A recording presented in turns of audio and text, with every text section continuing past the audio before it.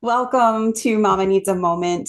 We are here with just a few of our Her Plus expert providers. They have come to join us for this important roundtable conversation on maternal grief and loss, supporting moms through difficult and hard seasons. In the next several episodes, we're opening up space for the many forms of loss mothers experience, including but not limited to miscarriage, infertility, identity shifts, or the loss of relationships, health, or loved ones, the loss of loved ones. These are conversations that don't always get the space or acknowledgement that they deserve, often because they're uncomfortable, misunderstood, or don't fit into the more traditional or visible definitions of grief. And because of that, many mothers find themselves carrying these experiences quietly without the validation or support they truly need. Our goal is to bring these experiences into the open and to create a space where grief in all of its forms can be named, explored, and met with compassion. So before we begin, each of our experts will briefly introduce themselves and share their area of focus. And as a reminder, you can watch in video format over on our YouTube channel. You can access that link in our show notes. You can go to YouTube and search in the search bar for Her Health Collective. And you can also go to our website to get to YouTube.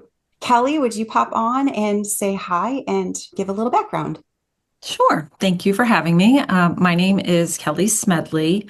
I am a board certified psychiatric clinical nurse specialist, and I'm also a certified perinatal mental health professional. I am the founder and CEO of Waypoint Counseling and Maternal Wellness. We are a practice that focuses on pregnant, postpartum, and beyond. We serve women's and moms across North Carolina.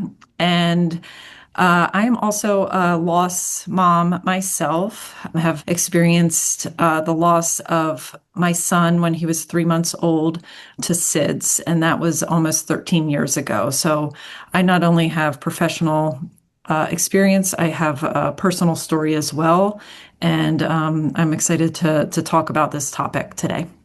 Thank you so much, Kelly. We're sorry, so sorry for your loss. And thank you for using your experience as a way to help others. I'm Catherine Rose. I am an integrative health practitioner. I work a lot with women and moms that are struggling with chronic or autoimmune conditions. And I'm also a single mom of two kids, 9 and 11. I'm just excited to be here. I too think this topic is not talked about enough. I'm glad that space is being created to talk about it and to make it more almost more common to talk about and to make it okay. Make it okay for us to feel and just let other moms out there know that they're not alone. I'm Sarah Shimanovsky, and I'm the owner of Fermata Counseling, which is a practice where I focus on moms and perinatal mental health, but I have a soft spot in my heart for grief work as well. And like Catherine was saying, like, let's talk about it, because a lot of times in our grief, we are isolated, and the less isolation that there is, and the more these uncomfortable conversations are brought forward, the more we find our community and the more we find our safe spaces to talk about grief and realize that, oh, actually, we all walk our own grief journeys. And, you know, there's a lot that I can get from having these conversations with others. Yeah, absolutely. We're really excited to get started in this wonderful conversation. Grief does not always have a name. That's something I've realized over the years with all the moms that we work with. When we hear the word grief, for most of us, we think of the loss of a person. But for many moms, grief shows up in ways that don't always have a clear name or a space to be acknowledged. It can be the loss of who you were before motherhood, that identity shift that we go through as we enter mom life. It can be changes in your body, postpartum, perimenopause, menopause. It can be moving away from community that you knew prior to having a child. It can even be watching your child grow and need you differently. I experienced that grief almost daily as I watch my child grow up. These experiences are real, but they're often minimized by others, by society, and sometimes even by ourselves. And when grief goes unrecognized, it can leave moms feeling isolated, unsure if what they're experiencing is even valid. So today, we're going to widen the lens on what grief actually is and give language to the experience that so many mothers are carrying quietly.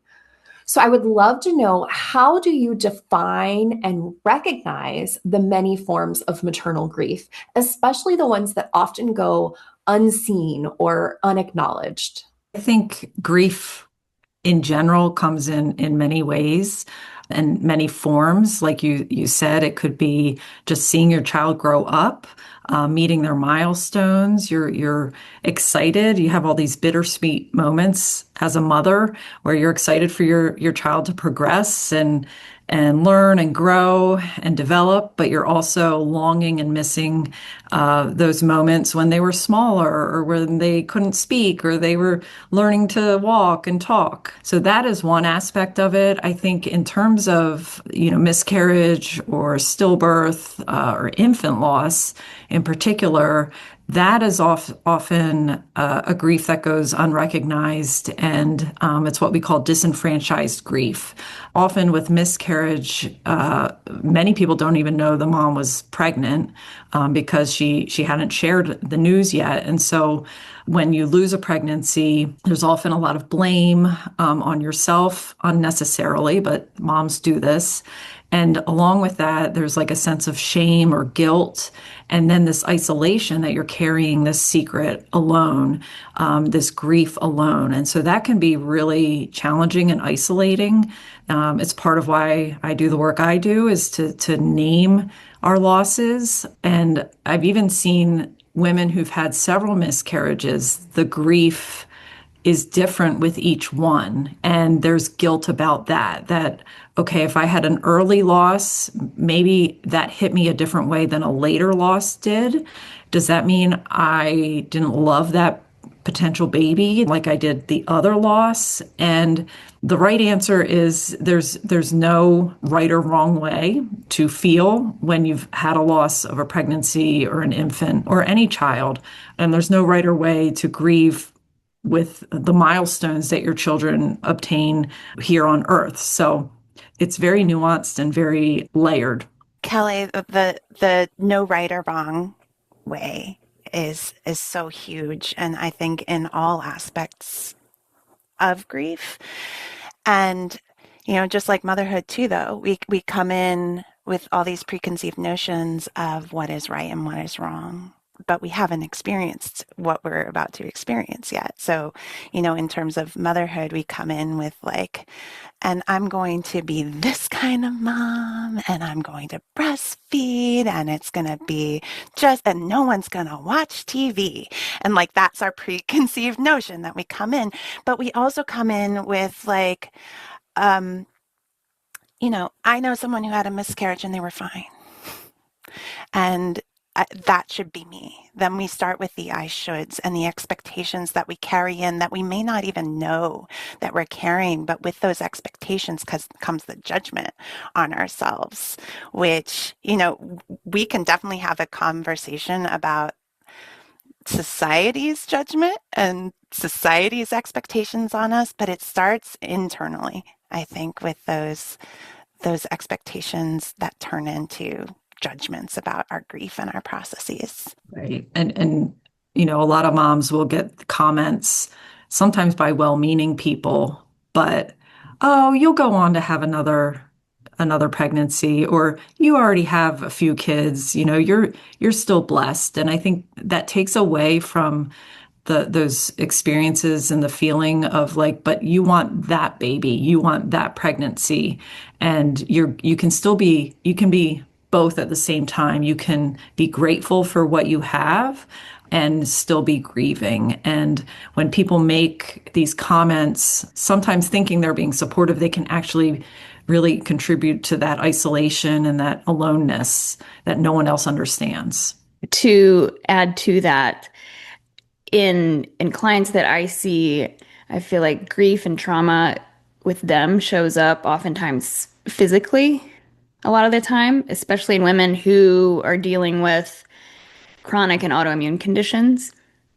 Many of them have like experienced layers of loss and stress and trauma, but have never fully processed it because life has required them to keep going and keep pushing, especially in motherhood and society. So instead of having those emotions, allowing those emotions to be felt and expressed, the emotions are just pushed down. And over time, in my experience, what the mind, y'all can probably speak more to this, but what the mind suppresses, the body eventually expresses. So it's very important to feel, which is not always easy. And that brings up a good point that I stress with folks that often grief is associated with trauma, right? Especially for women that have had miscarriage or stillbirth or infant loss. That's a traumatic event, right? Even early miscarriage, that's a trauma. Someone you cared about died. And so people don't associate the two. And when we experience a traumatic event, that lives in our body. And so when we get these reminders, if we don't deal with it, it brings back those same feelings. And that's, what you're saying, Catherine, is you see it show up in the body. And we also in mental health see it show up in many ways, like anger, irritability, substance use. So if the grief is not dealt with both physically and emotionally, it can have negative effects down the road. I'm so glad you said that, Kelly, because in our next episode, we will be talking about when loss is both grief and trauma. So I appreciate that a lot. Thank you. I just wanted to elaborate a little bit with what Kelly shared, by sharing something personal about my first miscarriage. I was working in mental health at the time. I had been a music therapist for many years, including inpatient work and, seeing people and work through their traumas and bring their traumas to the forefront. And when I had that 10-week miscarriage and went through that process and then tried to compartmentalize it and kind of again work with that expectation of like, well, but I'm going to be, it's fine. I'm going to be fine, and not allow myself. It was in my body that I started to recognize like, I'm having a trauma response, which I could name because I've seen it and I've worked with it. But there was such a disconnect between like the miscarriage being categorized as a miscarriage and trauma, when really we do need to see for what it is. And of course, everybody has their own experience. Not every miscarriage must be traumatic. But in this certain case, the way that it happened, very public, very me pushing through something that I shouldn't have pushed through in retrospect. I did bring that in. And Catherine, it was my body that I was just like, oh, I am shaking. What is going on? I am curling into a ball. Oh, this is a trauma response. So it was that made me then seek specialized mental health care. This was the point in my career that I discovered, oh, there are perinatal mental health therapists who specialize in this stuff. So it started a whole trajectory for me. So I appreciate what both Catherine and Kelly shared there, and hope that story brought maybe an illustration to it. You're illustrating kind of what a lot of people do. They push through, right? And most often it's a disservice to our own grief but also our loved ones and our jobs. When you were speaking, I was remembering my experience, which was awful. And I was back to work a week and a half later as a mental health therapist. And I'm like, I look back and I'm like, what? Who let me do that? And at the time I was like, well, what else am I going to do? I don't want to sit at home all day, but I was not ready. But, I just think back, like, I should have allowed myself and given myself permission to not be okay and not care for other people, not care. I had guilt that I had just been through maternity leave. I was only back to work for a week and then we lost my son. And so I felt this urgency. Well, I have to go back to work. And it's like, no, I need to take care of myself. And so, whether any type of grief, even if it's about your kid graduating high school, like it's okay to take some time to reflect and be sad and let yourself feel the feelings because you're better off for it. I think we have to pull in the society's expectations too in that conversation where, such a brief period that you gave yourself for something so horrible and tragic that it would take a lifetime to process, but you couldn't even give yourself like a full 2 weeks off of work. Right. Yeah. And it just gets, I was in a similar, not for that loss that I described, but for the loss of my mother, my bereavement leave in a mental health facility was 2 or 3 days. Mm-hmm. And my supervisor, who couldn't do anything about it, was trying to reframe it for me. Like, won't it be great to be able to focus on something else? And like that is the push for us to quote, quote, return to normal as fast as possible when we experience grief, which is unrealistic and will shake us up and push us back rather than move us forward. I think speaking of expectations, no one, grief makes people extremely uncomfortable.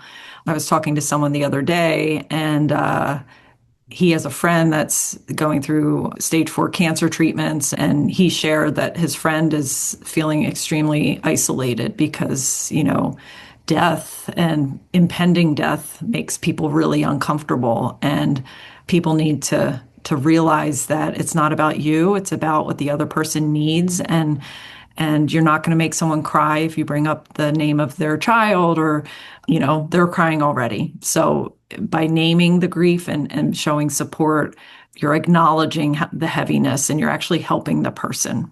I just wanted to touch quickly back to society and how it doesn't feel like it's slowing down at all. I feel like it's just speeding up.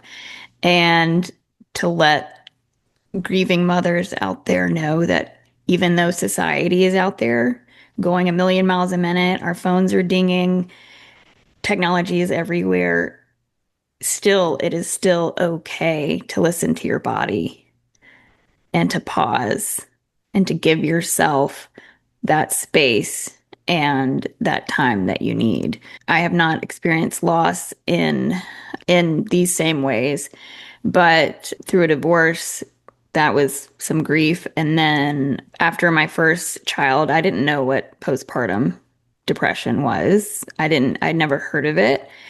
And I just thought, okay, is this what life's going to be like? I was crying like all day, every day, and didn't want to leave the house. I was so isolated, but I didn't want to see anybody. It was a strange, terrible feeling. But then you have this little baby that you love so much, but you're also crying every day. It's just bizarre. But all that to say, grief washes over you. I feel like sometimes it comes like a tsunami wave and like knocks you down out of nowhere when you're in the grocery store or standing in the kitchen. And some days you think, maybe I'm over this. And then another day will remind you that you're not. And it's just a constant thing. And to accept it and to feel it, to allow yourself to feel it is one of the biggest gifts you can give yourself. Which is hard to do when it's extremely painful, when it's a It is. painful thing, right? We're Yes. accustomed to minimizing pain, right? Mhm. That you have to walk through the pain to get out the other side. Because if you don't, the pain just accumulates and accumulates and then you explode. Thank you all so much for talking about such a vulnerable topic, as well as adding your own personal experiences into that. I think that is very important for our listeners to hear, and that many of them will relate to what you've stated. In our next episode, we're going to dig in deeper to when loss is both grief and trauma. So I'd like to encourage people to come back and listen to our episode next week.